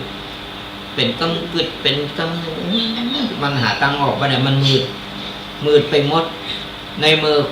เพิ่นเป็นคนไก่โตเฮาหรือเป็นคนรู้จักหรือเป็นคนอื่นก็ตามอันเพิ่นตกตุกได้ยากเฮาช่วยอย่างใดก็ช่วยกันไปช่วยเหลือกันไปคนไทยเหมือนกันคนเพิ่นเฮาเป็นเปิ้นโลมโลกกันช่วยได้ก็ช่วยกันไปอย่างตอนนี้ฝนฟ้าตกน้ำท่วมกันอุทกภัยหรือวัฏภัยต่าง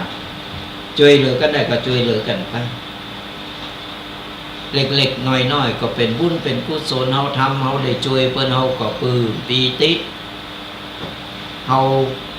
คนที่เพิ่นได้รับเพิ่นก็ได้มี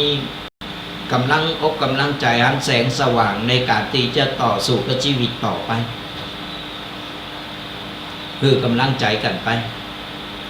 ช่วยเหลือกันได้ก็ช่วยเหลือกันไปแบ่งปันกันเป็นการพื้ตานบุญกุศลจิตใจเฮาก็จะสบายโทรกันเข้ามาสดาญาติโยมทั้งหลายตอนนี้มีเวลาอยู่ยังมีเวลาวันนี้เปิดโอกาสสดาญาติโยมได้หายกึดตึงกันด้วยการโทรเข้ามากูมาเอ่ยกันโอ้วันนี้หลายตั้งได้โทรกันเข้ามาแล้วมารายงานโตกันแล้วฟังอยู่ตั้งได้วันนี้นี่โทรฟ้าหนึ่ง อากาศฟังพอแล้วนี่โอ้หลายตั้งตกสตาเดียวกันอากาศเย็นไปตั้งใดก็บ่ได้อยู่บ้านฟังธรรมะกันไปเป็นกำลังอกกำลังใจกันไปโทรกันเข้ามา0826112245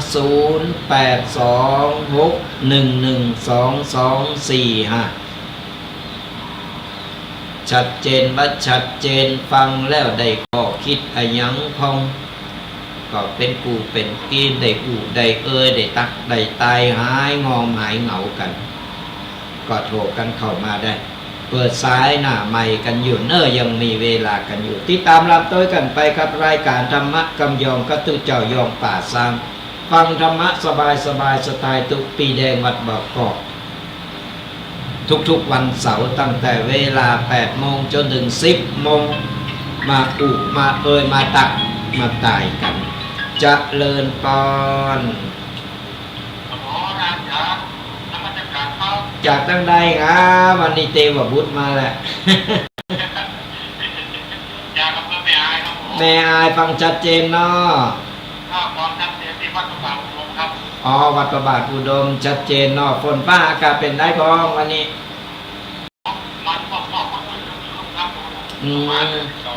มอกจุ้งเอาขี้ข้านนี่เนาะไปทางใดก็เนาะกันได้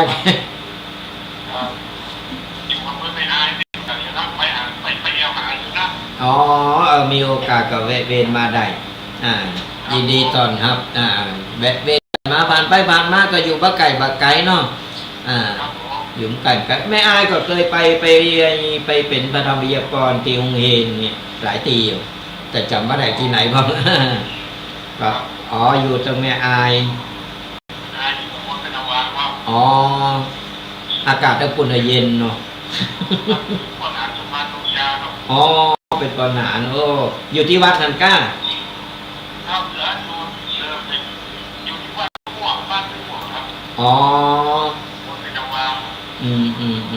ฟังเสียงแล้วสีหนุ่มอยู่นี่เนี่ยเสียงเหมือน50 ปลายเนี่ยยังหนุ่มยังแน่นแข็งแรงอยู่เป็นกำลัง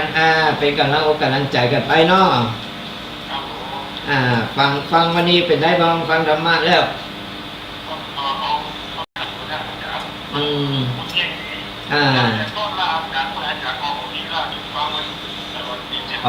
นั่นแหละแล้วก็ฟังต่อไปเนอะไปละไปลืมกันเนอะ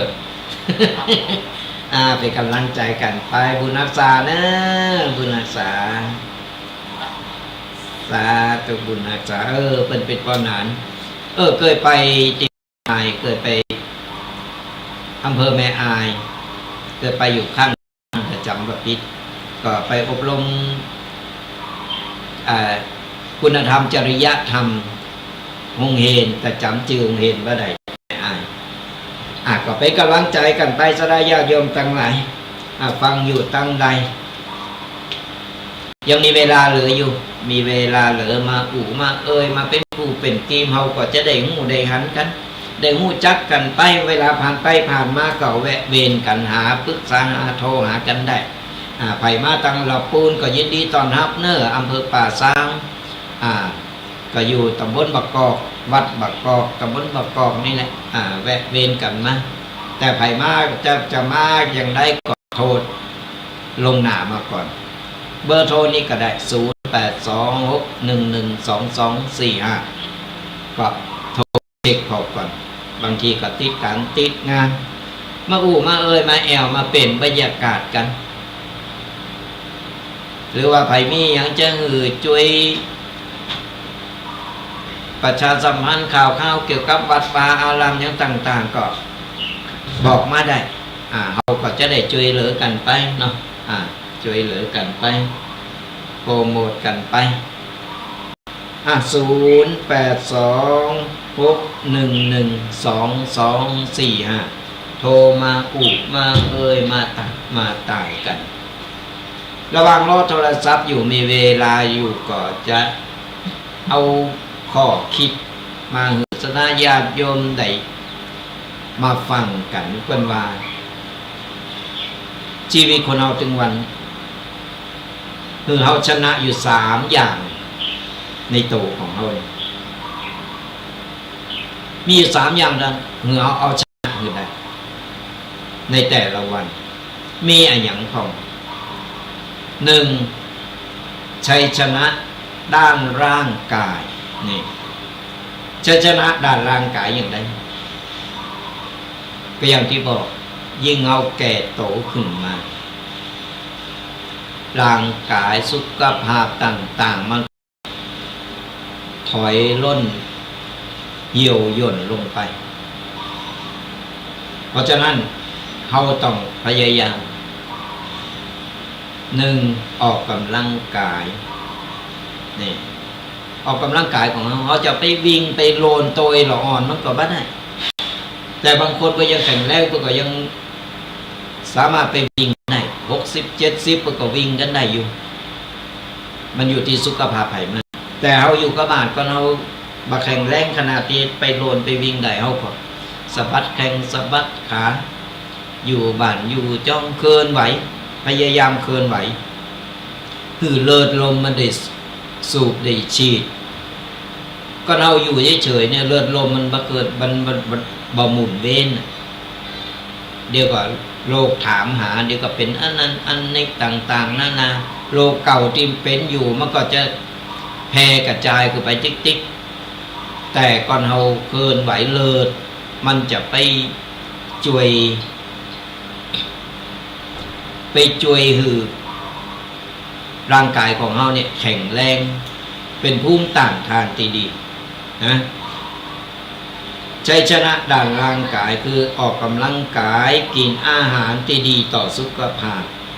ดูแลผิวพรรณการพักผ่อนก็หือพักผ่อนเลยเต็มตีว่าจะเป็นพักเต็มตีนี่คือวันคำคืนหุงมันก็บ่ใจนะอันนั้นก็กินบ้านกินเมืองไปรับกินบ้านกินเมืองไปพักผ่อนเต็มตีอย่างน้อยก็8 ชั่วโมงในต่อวันก็เฮาสุขภาพบ่ดีหรือว่าร่างกายบ่แข็งแรงก็เพิ่มไปได้แต่เฮาก็ต้องลุกมาพอง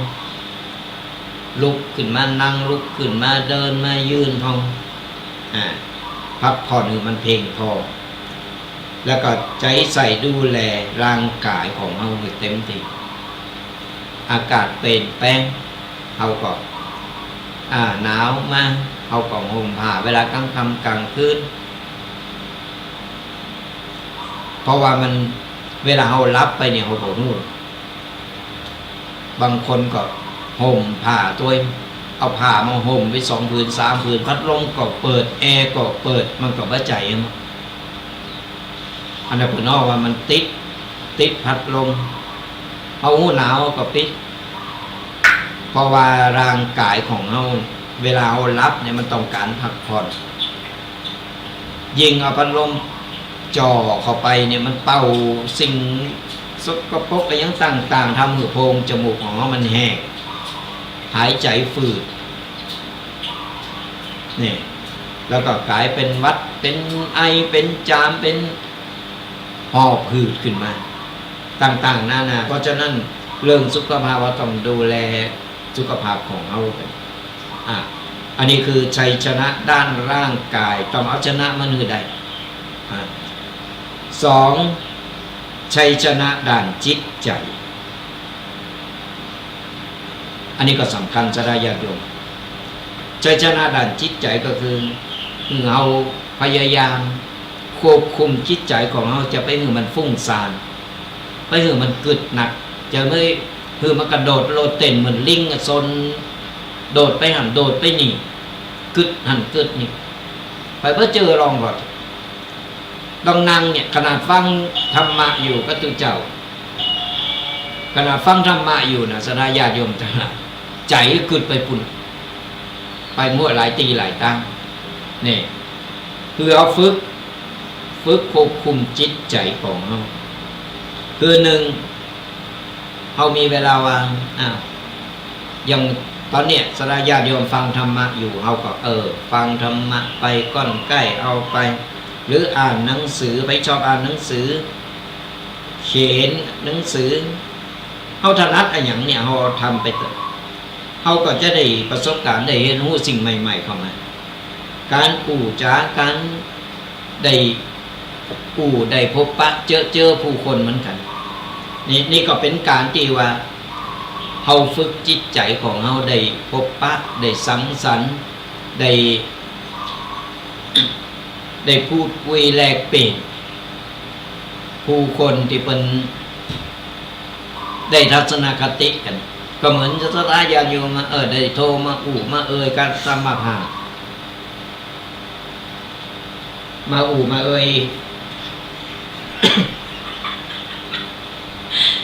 สุมาไปเลยได้มาเพราะว่าอย่างน้อยเนี่ยสถาญาติโยมไต้หวันเขาก็ได้แลกเปลี่ยนกันได้แลกเป็นทัศนคติโอ้สุมาภัยอาการเป็นยังไงวันนี้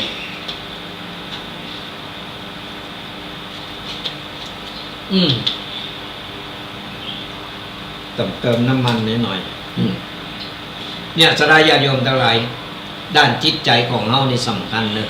คือเฮาพยายามฝึกจะไปอยู่คนเดียวยิ่งคนเฒ่านะคนแก่อายุนักเข้ามาแล้วนั่งเป็นกำกึดเอามือเต้ากลางบางคนก็เอามือกุมกลางเหมือนในยาบทหายสมัยก่อน หัวยาวหัวสูงนั่นเป็นกำกึดจะไปอยู่คนเดียวถ้าอยู่คนเดียวก็ฟังธรรมะไปได้โทรมามาแลกเปลี่ยนกันไปมันเป็นการได้ผ่อนคลายไปในตัวเขาก็จะได้มุมมองใหม่ๆขึ้นมาเขาจะได้แลกเปลี่ยนทัศนคติกัน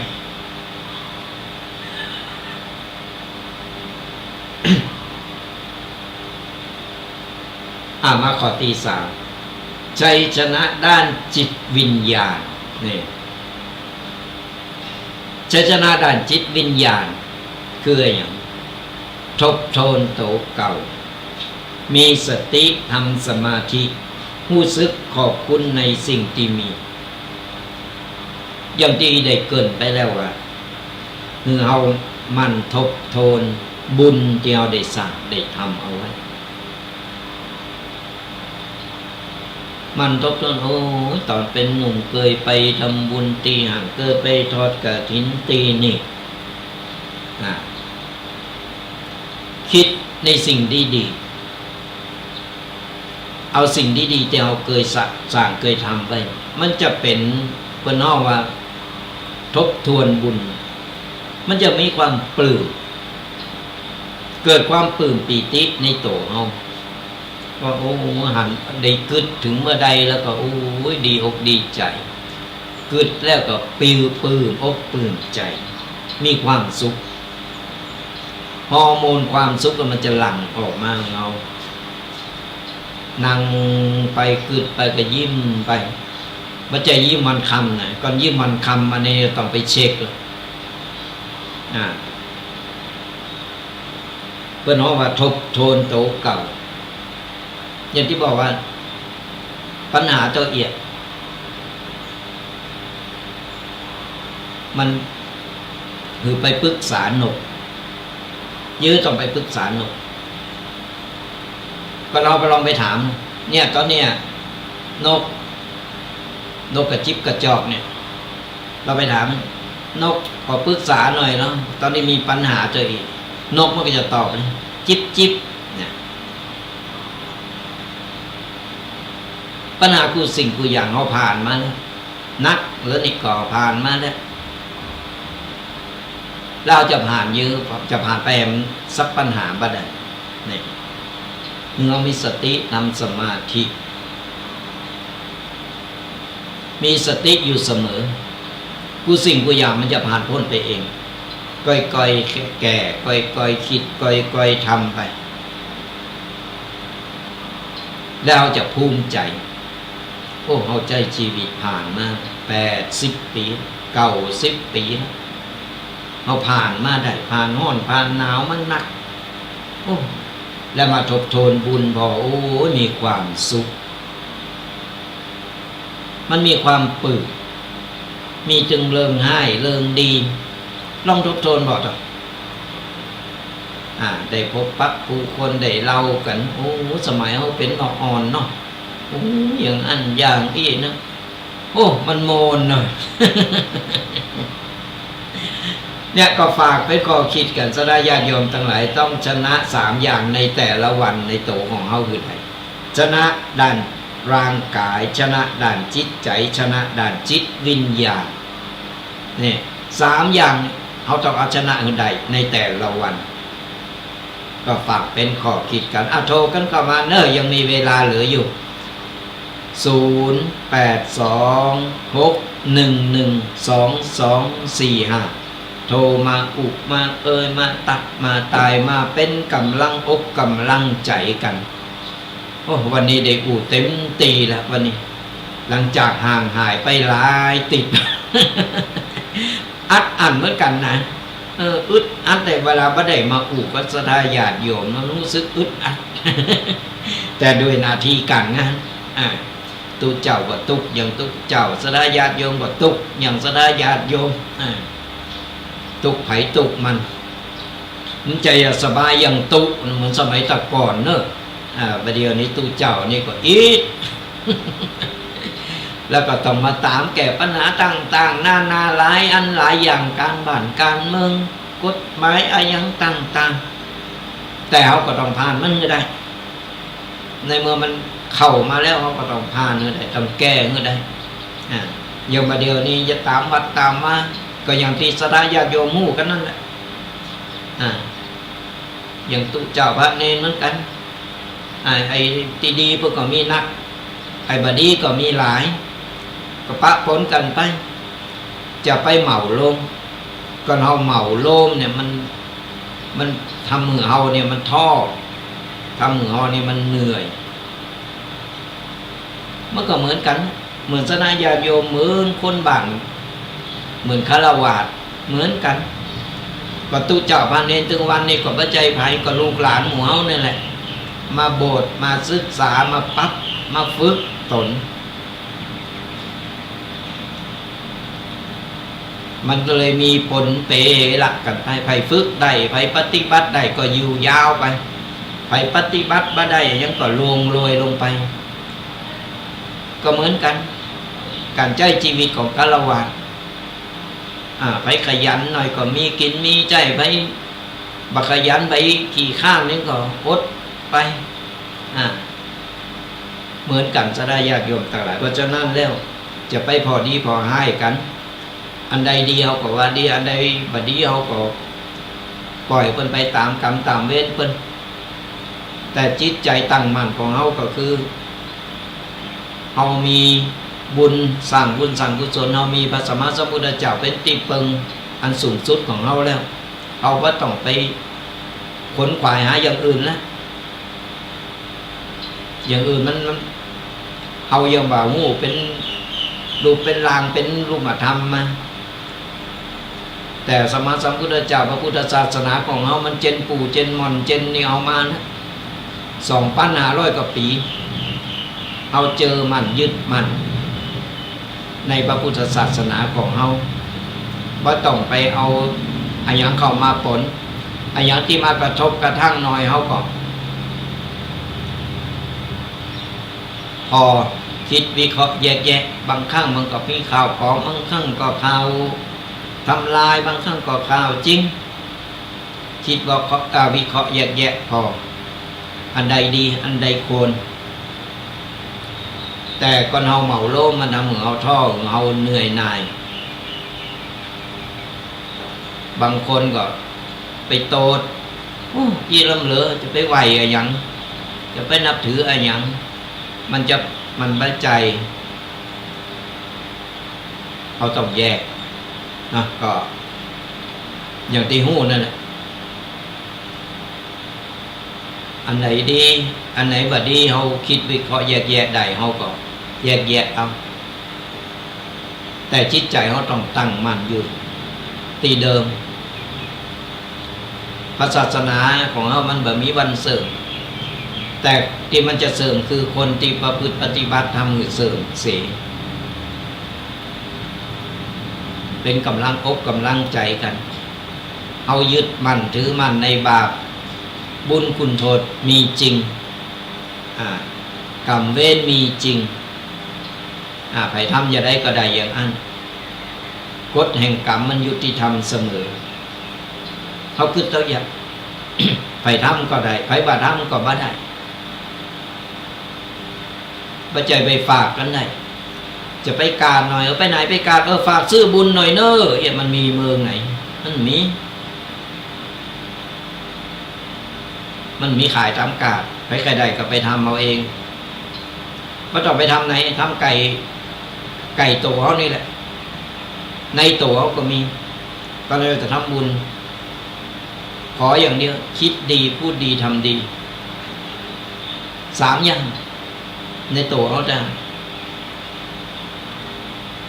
เนี่ยก็ฝากมุสลาญาติโยมกันเอาไว้เอาละสลาญาติโยมทั้งหลายหลังจากที่อู่ไปอู่มาพอนาฬิกาเหลือมหานาทีก็มาเป็นยังเดียว ฟังรายการต่อไปจะมีครูบาอาจารย์น้ำลายรูปลายตนเปิ้นก็พัดเปลี่ยนหมุนเวียนกันมาเอาธรรมะเอาปกิณกะต่างๆมาอุมาสลาญาติโยมกันที่ตามรับตะเวยกันไปเนื้อฝากกันเอาไว้กับรายการธรรมะกำยองกตุเจ้ายองป่าซัง ฟังธรรมะสบายสไตล์ตุ๊กปีแดงวัดบางกอก